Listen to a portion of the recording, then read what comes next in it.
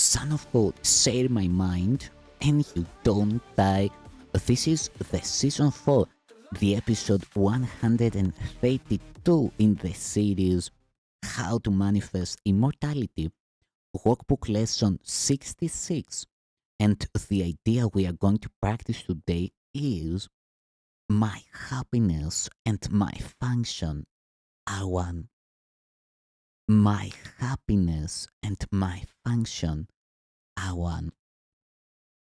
You have surely noticed an emphasis throughout our recent lessons on the connection between fulfilling your function and achieving happiness. This is because you do not really see the connection. Yet there is more than just a connection between them.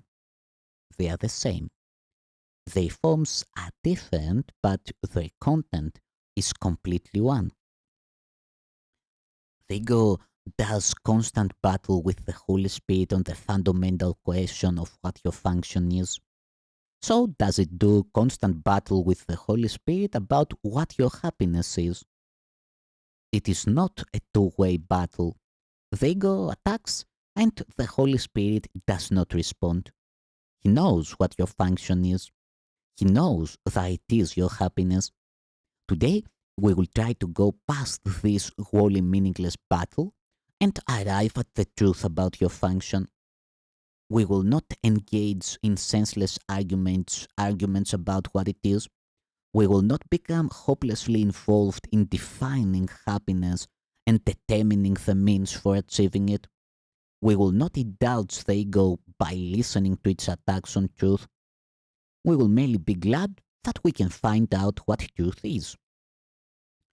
Our longer practice period today has as its purpose your acceptance of the fact that not only is there a very real connection between the function God gave you and your happiness, but that they are actually identical.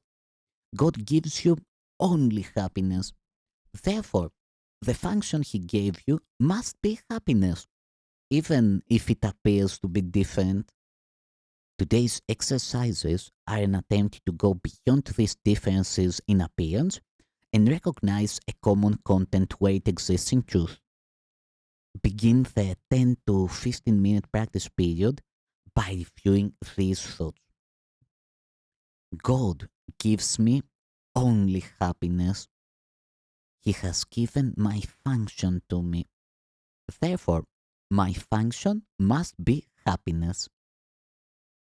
Try to see the logic in this sequence, even if you do not yet accept the conclusion. It is only if the first two thoughts are wrong that the conclusion could be false. Let us then think about the premises for a while as we are practicing. The first premise is that God gives you only happiness.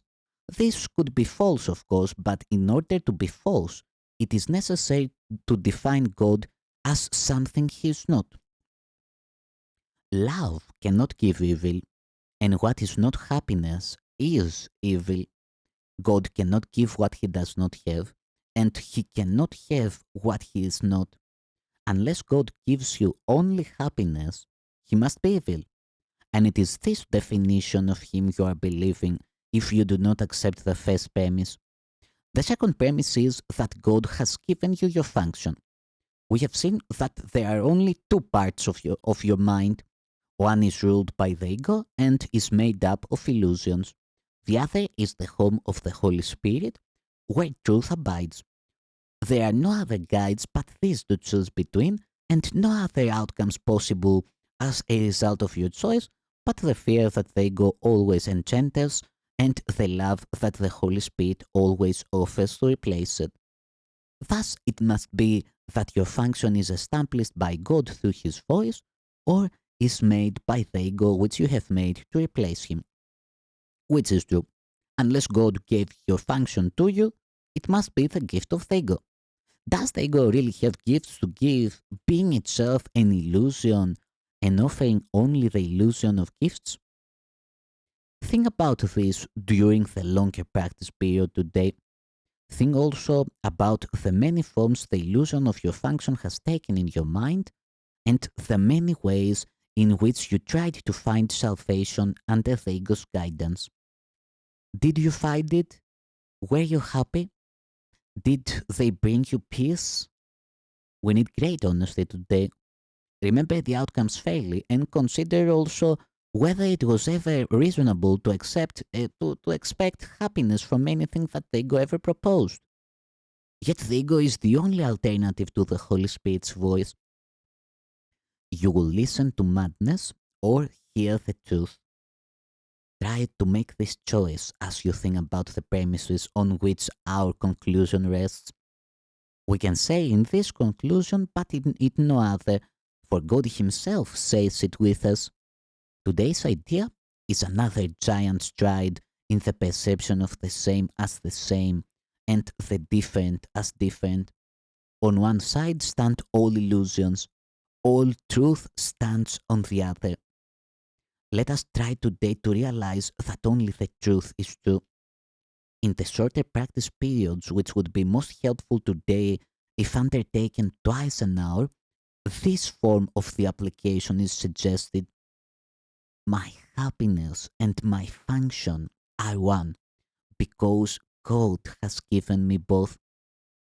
It will not take more than a minute and probably less to repeat these words slowly and think about them a little while as you say them.